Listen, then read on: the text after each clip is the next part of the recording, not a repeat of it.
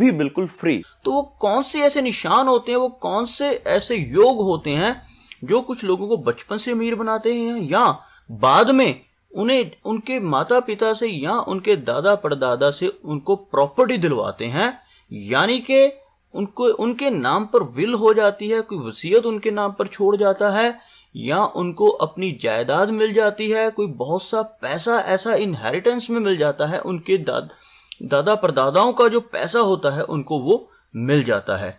तो कौन से ऐसे योग होते हैं उसके बारे में आज बात करते हैं। मैं आपको कुछ चिन्ह बना के दिखाऊंगा, कुछ लाइनों की जो पैटर्न बना के बताऊंगा कि कौन से पैटर्न हैं जो हमें राजयोग की तरफ लेके चलते हैं। सबसे पहले मैं आपको राजा लूप के बारे में बताना चाहूंगा। क्या होता है राजा लूप? यह जो तर्जनी उंगली और मध्यमा उंगली है, इसके बीच में आप अगर किसी रीच व्यक्ति के हाथ में देखें तो कुछ इस तरह से कुछ लाइंस का लूप बनता है, जिसको पामिस्ट्री में राजा लूप कहा जाता है। ये थोड़ी सी मोटी लाइंस ड्रॉ हो रही हैं, मैं इसको ज़्यादा ब्रीक नहीं ड्रॉ कर पा रहा हूँ, लेकिन ये बहुत ब्रीक लाइनों का एक लूप सा बनता है, यानी कि ऐसे गोल गोल लाइंस बनती हैं। और इस लूप को राजा लूप कहा जाता है, यानी जिसके हाथ में ये लूप होता है तो कह सकते हैं कि उसको बचपन से ही राजयोग मिला हुआ है, तो इसको हम राजा लूप कहेंगे।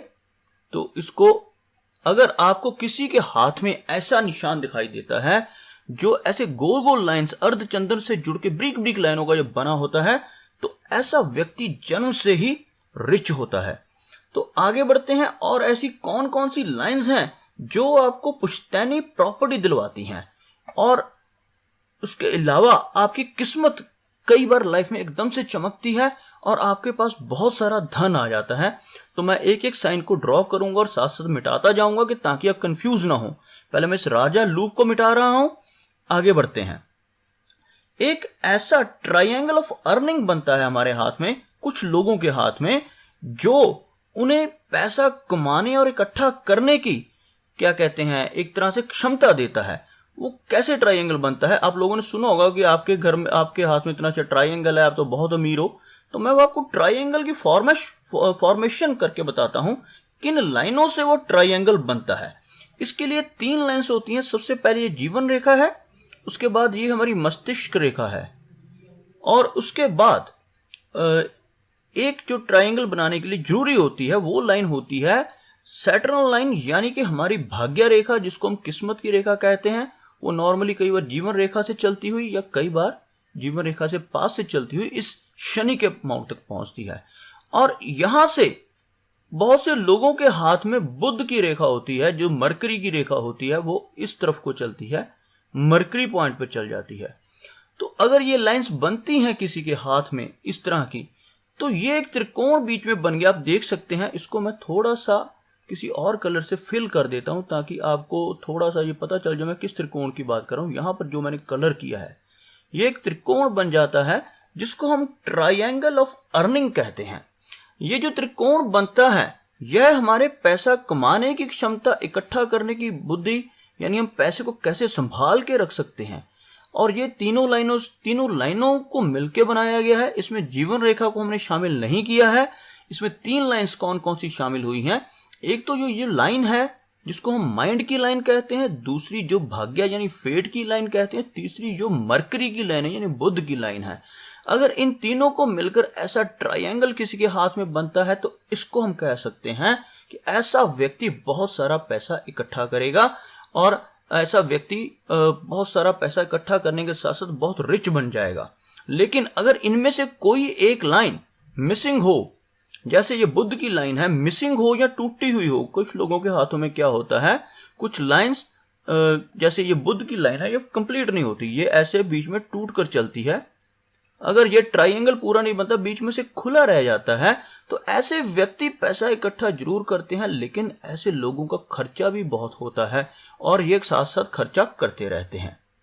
तो एक ये दूसरा योग मैंने बताया। पहले मैंने आपको राजा लूप के बारे में बताया, दूसरा मैंने जो बताया आपको ये वाला, इससे इस केस में व्यक्ति के पास पैसा इनहेरिटेंस यानी कि अपनी फैमिली से भी मिलता है, और ऐसा व्यक्ति खुद भी कमाता है और बहुत पैसा एक्यूमुलेट करता है, इकट्ठा करता है। एक बार इनको फिर मिटा रहा हूं, अगले पॉइंट की तरफ बढ़ते हैं।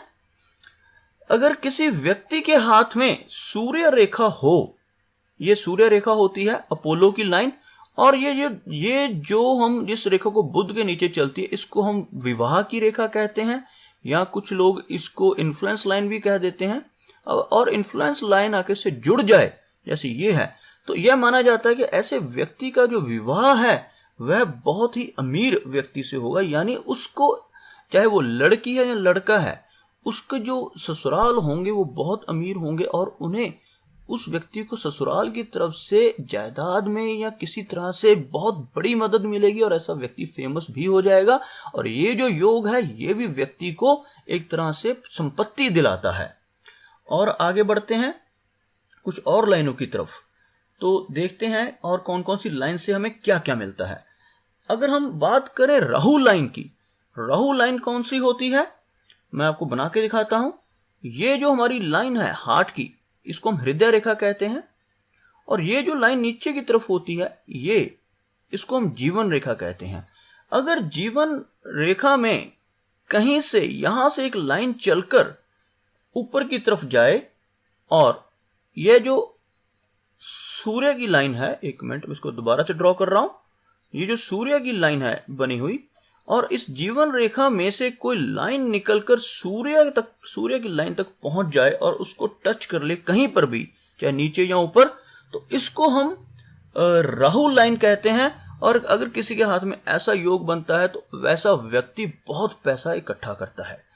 आगे बढ़ते हैं कुछ और लाइंस के बारे में, जिनको हम जो छोटी छोटी लाइंस होती हैं और जो इस हिस्से से निकलकर हृदय रेखा को टच करती हैं। पहले मैं ये मिटा दूं, अगर किसी व्यक्ति की लाइफ लाइन से निकलकर ऐसी 2-3 लाइंस हृदय रेखा को टच कर रही हैं ऐसे ऊपर की तरफ, तो ऐसा व्यक्ति भी लाइफ में बहुत कामयाब होता है। और इन लाइंस को भी हम राहु लाइन कहते हैं, और ये बहुत ही जायदाद यानी कि फैमिली की तरफ से उस व्यक्ति को जायदाद दिलवाती हैं। चलो आगे बढ़ते हैं। एक बार मैं सारा कुछ दोबारा से मिटा रहा हूं ताकि आपको आगे की चीज समझा सकूं। इन लाइंस के अलावा कई बार क्या होता है, एक छोटी सी लाइन किसी व्यक्ति के हाथ में, यहां ये दोनों उंगलियां यानी कि अनामिका और पिंकी फिंगर यानी कि छोटी उंगली के बीच में कुछ लोगों के यहां एक छोटा सा कट सा बना होता है, थोड़ा गुलाई में होता है, ये पूरी तरह से ड्रॉ नहीं हुआ, मैं इसको दोबारा से ड्रॉ करता हूं। ऐसे एक छोटा सा कट ड्रॉ होता है यहाँ पे, और थोड़ा गहरा कट होता है ऐसे थोड़ा सा मुड़ा हुआ, और ऐसा जो कट होता है, ये जो कट होता है ये बहुत ही लकी माना जाता है जायदाद के मामले में। ऐसा कट दोनों फिंगर्स के बीच में अगर किसी व्यक्ति के हो तो उस व्यक्ति को बहुत ही यानी कह सकते हैं ये बहुत ही शुभ साइन है। छोटा सा कट है लेकिन ये बहुत ही शुभ साइन है, और यह ऐसा कट उस व्यक्ति को अपार संपत्ति दिलाता है। आगे बढ़ते हैं, बात करते हैं अपनी जो लाइन है फेट की लाइन की। फेट की लाइन जो चलती है यहां से या तो कई बार वो इस जीवन रेखा से निकल के चलती है, या कई बार जीवन रेखा को छोड़ के थोड़ी सी उसके साथ से चलती है, यानी इस थोड़ी सी उसके पास से चलते हुए ऐसे ऊपर की तरफ जाते हुए शनि तक पहुंच जाती है। अगर फेट की लाइन को कोई और लाइन इस तरफ से आके मून की तरफ से आके टच करती है ऐसे, तो इस लाइन को हम इन्फ्लुएंस लाइन भी कहते हैं, या हम ये कह सकते हैं कि ऐसे व्यक्ति को भी अपने ससुराल की तरफ से या अपनी वाइफ की तरफ से, यानी ऐसे व्यक्ति की जो शादी होगी तो शादी के बाद जैसे ही उसकी किस्मत है वो चमकनी शुरू हो जाएगी, और ऐसा व्यक्ति को अपने ससुराल की तरफ से बहुत धन मिलता है। साथ ही साथ ऐसे व्यक्ति को अपनी वाइफ की तरफ से, यानी हो सकता है उसकी वाइफ अर्निंग हो, अच्छी जॉब पे लगी हो, तो ये सब चीजें ऐसी लाइन मिलने से ऐसे व्यक्ति को, या अगर लेडी है, अगर किसी कोई लड़की अपना हाथ देख रही है तो उसका हस्बैंड उसकी लाइफ में जब आएगा तो उसके लिए बहुत संपत्ति और पैसा उसकी लाइफ में ऐड हो जाएगा। और इनके अलावा एक दो और ऐसी चीजें हैं जो मैं इस वीडियो में आपको बताना चाहूंगा जो रह चुकी हैं। जैसे एक बार मैं इन सबको मिटा रहा हूं,